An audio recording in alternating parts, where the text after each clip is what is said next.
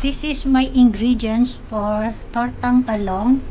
So I have a nor cubes, onion, salt, magic sarap, garlic, black pepper, and minced pork. At syempre meron tayong oil.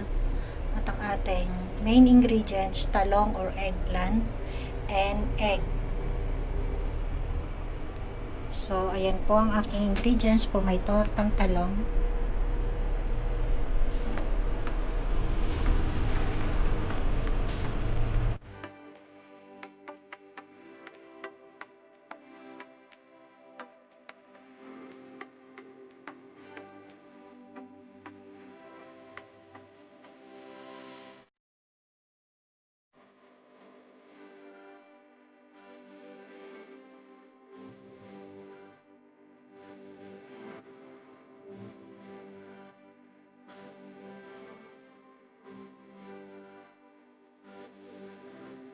So, ayun na nga mga pangyaw. Hindi na i-play yung kung paano po iihaw ang ating talong.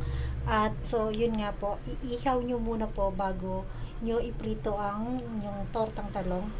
So, first, ihaw ang talong and then, igigisa nyo po ang inyong with onion, garlic, at ang inyong minced pork. So, pag naigisa na po yung minced pork at yung all ingredients, so ayan na po ang aking procedure kung paano ko ito torta ang aking tortang talong. So pag naigisa nyo na po yung ating minced pork, so i-set aside nyo lang po yung ating minced pork sa cans. So ilalagay nyo lang po yung ating naigisang minced pork sa talong. Yan.